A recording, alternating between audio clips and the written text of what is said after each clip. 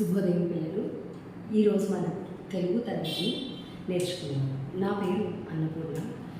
మనకి తెలుగులో వర్ణమాల అక్షరాల నుంచి చిన్న చిన్న సరళ పదాలు. తెలుగు కష్టమని చాలామంది భావిస్తున్నారు. అలా ఏం ఆలోచించదు, చాలా తేలిగ్గా నేర్చుకోవచ్చు.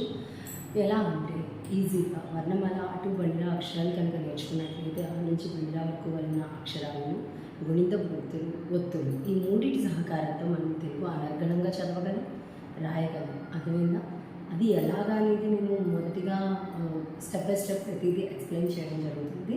మొదటిగా ఇప్పుడు సమయాన్ని వేస్ట్ చేయకుండా మనం కాలవ్యాసం చేయకుండా మనం నెమ్మదిగా విషయంలోకి వద్దాం.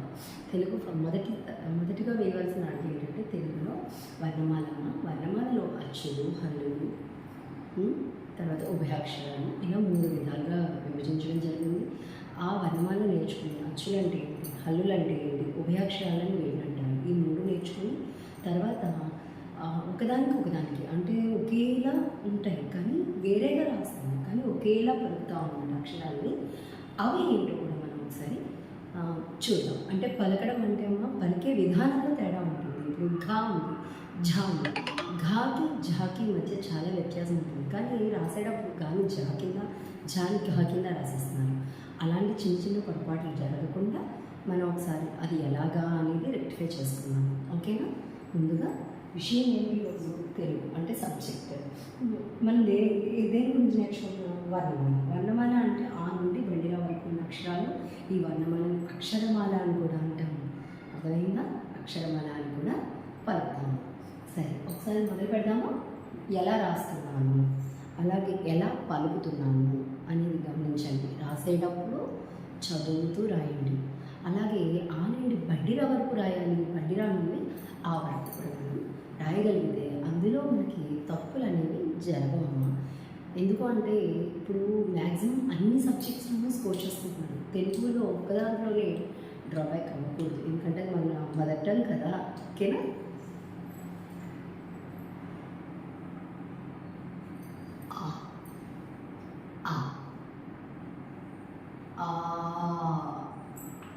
ఈ ఈ ఓ ఓ రు రు ఏ ఏ ఐ ఓ ఓ ఔ. ఇది ఆహా. చూడండి ఒకసారి. ఆ ఆ ఈ ఈ ఉ ఊ అరు అరు ఏ ఏ ఐ ఓ ఓ ఔ ఆహా. ఇప్పుడు వీటితో మనం పదాలు పెడుతున్నాం కదా, మనం నేర్చుకునేటప్పుడు ఆ అమ్మ అని తేలిగ్గా పలుకుతున్నాం, సాగదీస్తూ పలుకుతాం. అవి ఒకసారి చూద్దాం. ఆ అమ్మ, ఆ ఆవు, ఈ ఇల్లు, ఈ ఈగ, ఈనే, ఈత ఇలా పలుకుతాం. ఉ ఉడుత,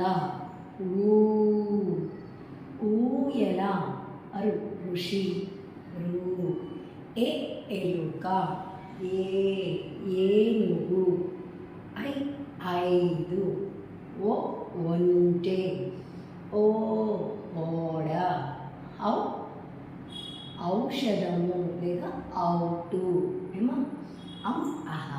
మీకు ఇంకా గుర్తుండడానికి మనకి దీనిలో ఒక చిన్న రైమ్ కూడా ఉంది, అచ్చుల గేయం అని చెప్పేసి ఉంది. అది వినండి. అమ్మ మొదటి దైవము, ఆవు పాలు మధురము, ఇటుక గోడ మందము, ఈల పాట విందము, ఉడతతో కాందము, ఊయలుగు చందము, ఎరుక వల్ల నష్టము, ఏను వికుట ఇష్టము, ఐస్ క్రీమ్ చల్లన, ఒంటి నడక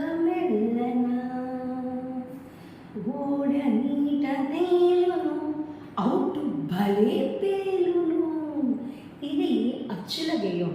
అంటే ఆ నుంచి ఔ వరకు ఉన్న అక్షరాలని అచ్చులు అంటారు. అంటే ఇప్పుడు మీకు ఈ గేయాన్ని ఎందుకు చెప్పాను అంటే అక్షరాలను మర్చిపోవడం. ఇప్పుడు చూడండి ఆ అనే అక్షరం ఆ, అమ్మ మొదటి దైవము, ఆ ఆవు పాలు మధురము. ఆవు పాలు చాలా తీయగా ఉంటాయి కదా. అమ్మ మన లోకల్లోకి రాగానే చూసిన అమ్మనే కదా.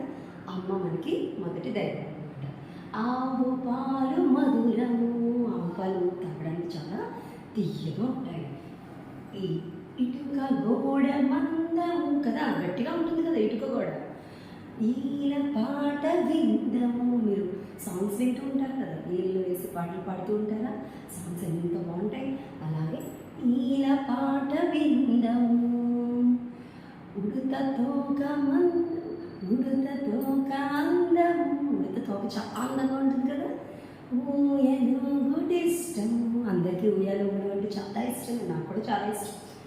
ఎలుక వల్ల నష్టం, అవును ఇంట్లో ఎలుకలు ఉంటే ఏమవుతుంది, రోగాలు వస్తాయి, అవి ఇవి అన్నీ కొరికి పడేస్తుంటాయి కదా అవి, అందుకని ఎలుక వల్ల నష్టము.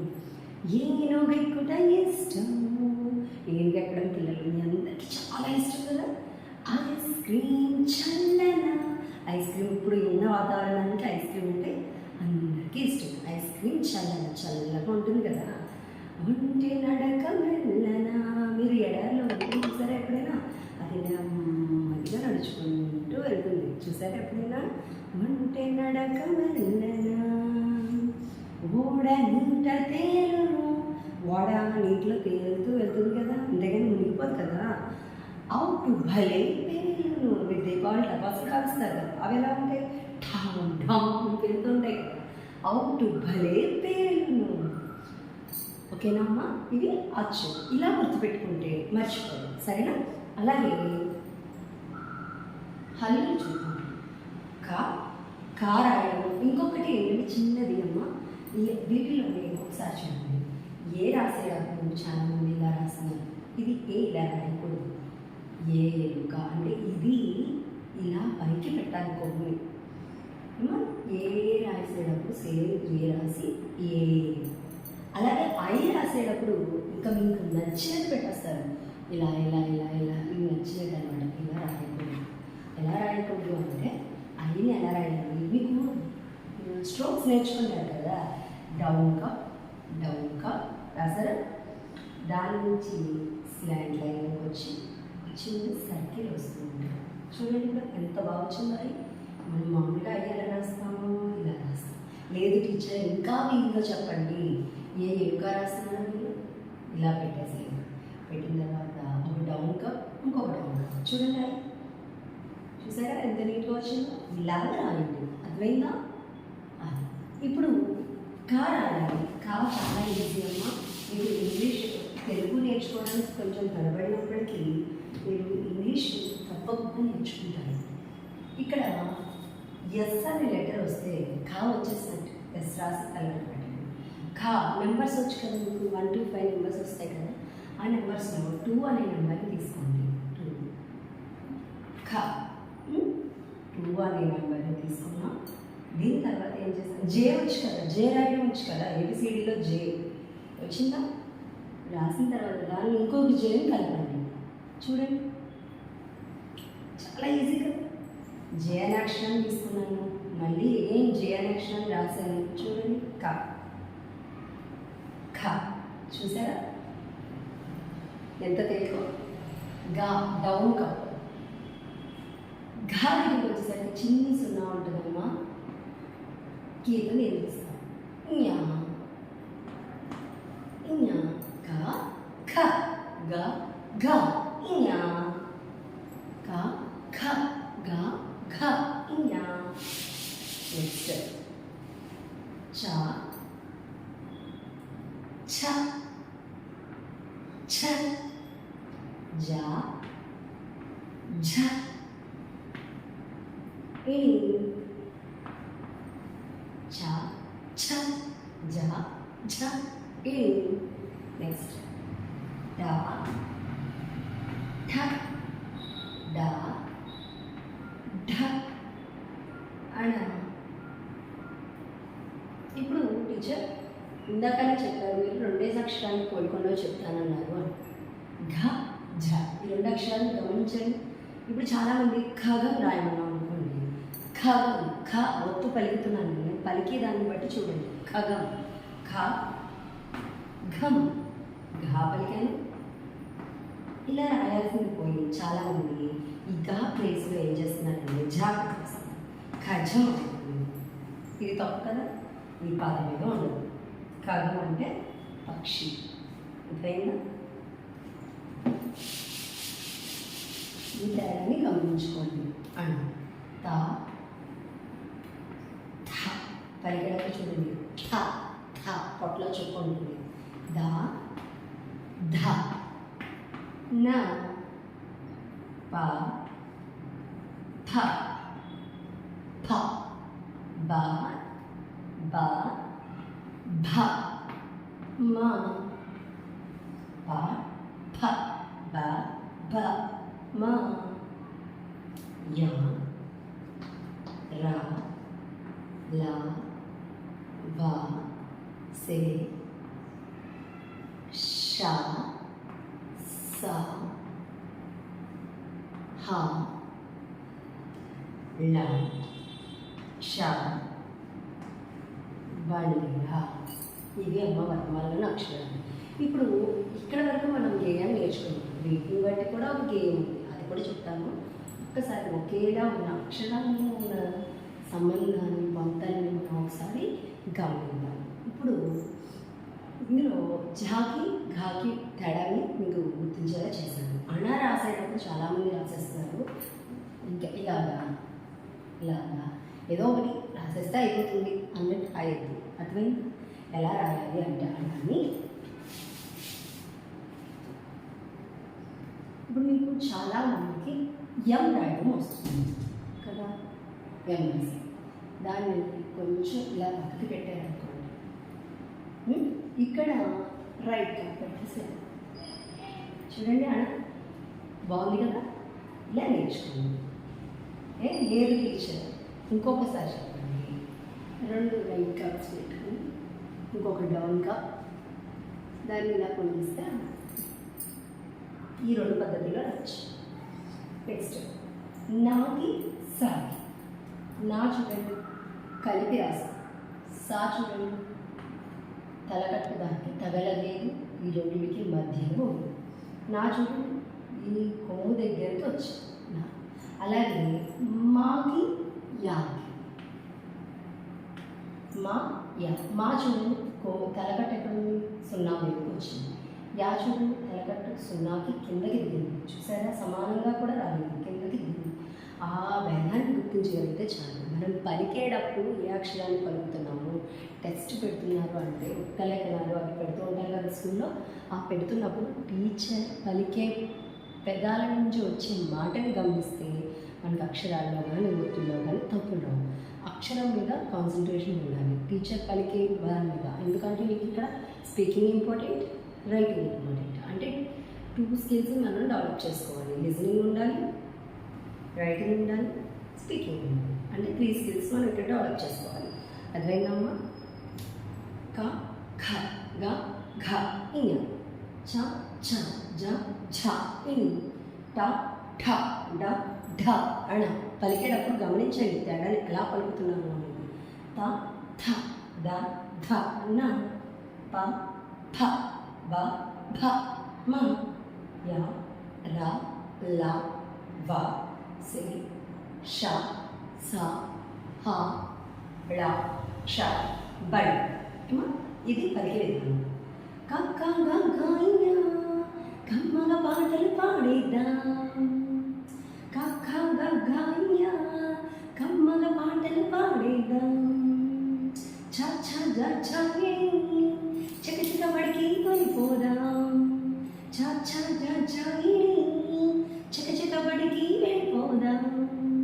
ఠ ఠ డ ఢ ఠక్కన జవాబు చెప్పేద్దాం. ఠ ఠ డ ఢ ఠక్కన జవాబు చెప్పేద్దాం. త థ ద ధ త థ ద ధ తల తిప్పక మనము చదివేద్దాం. త థ ద ధ తల తిప్పక మనము చదివేద్దాం.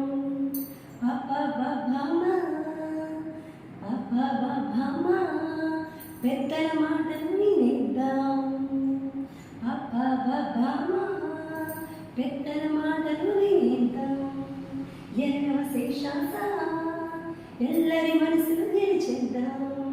సాహళాక్ష బండిరా సంతోషంగా గడిపేద్దాం. చూసారా, ఇలాగే అని రాస్తున్నాం. చదివినట్లయితే అక్షరాల్ని మనం మర్చిపోవడం జరగదు. అదేనా ఇప్పుడు అచ్చులు హల్లులు అన్నారు కదా టీచర్.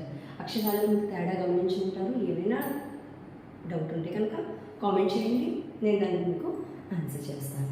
ఏమో అక్షరాల మధ్య వ్యత్యాసాన్ని గమనించారు. కొంచెం కష్టంగా ఉన్న అక్షరాన్ని ఎలా రాయాలో గమనించాము. ఓ రాసినప్పుడు కూడా ఈ 3 అక్షరాలను ఒకసారి గమనించండి. ఓ ఓ అవు. ఓ రాసినప్పుడు ఇది చాలామంది ఇలాగే రాయాలమ్మా. చాలామంది ఇలాగా రాస్తున్నారు. ఇలా అయిపోయింది. ఓ అవు దగ్గరికి వచ్చేసరికి ఇలా పెట్టేస్తా. అది జావో తెలీదు, జోవో తెలీదు. అవు ఇలా పైన ఉండాలన్న అవకాశం. అర్థమైందా? ఒకసారి గమనించుకోండి. వర్ణమాల అచ్చులు అని విడినట్టారని చెప్పాను. ఆ నుంచి అవు వరకు మనం గేయం నేర్చుకున్నాం. హల్లుల గేయం నేర్చుకున్నాం. కా నుంచి బండిరా వరకు. మరి ఈ 2 అక్షరాన్ని ఏమంటారని చెప్పాను అసలు ఉభయాక్షరాలు అంటారు. ఆ రెండింటిని కూడా ఉభయాక్షరాలు అంటారు. ఆహా, ఓకేనా? అంటే ఏంటి ఉభయాక్షరాలు? అంటే మనం అచ్చుల్లోనూ ఉపయోగిస్తాము, హల్లుల్లోనూ ఉపయోగిస్తాం. ఇప్పుడు ఎగ్జాంపుల్ ఎలాగా అంటే ఇప్పుడు అంకెలు అని వాడతాం. అంకెలులో అమ్మ వచ్చింది, అవునా? కాలో అంటే అక్కడ అచ్చులు హల్లులు. కంఠం అన్నాను, కంఠం అక్కడ అమ్మ అనే పదాన్ని ఉపయోగిస్తాం. అమ్మ అనే పదం వచ్చింది. అలా అచ్చులకి హల్లులకి కూడా ఉపయోగిస్తాం కాబట్టి దాన్ని ఉభయాక్షరాలు అంటారు. ఓకేనామ్మా? అది ఈరోజు తరగతి. రేపటి తరగతిలో మనం గుణింతపు గుర్తులు నేర్చుకుంటాం. గుణింతపు గుర్తులు అయిన తర్వాత గుణింతాలు, ఒక 2 గుణింతాలు నేర్చుకుంటాం. వాటికి అనుసంధానంగా పదాలు రాయడం అనేది ఒకసారి చూద్దాం. సరేనా అమ్మా? ధన్యవాదాలు.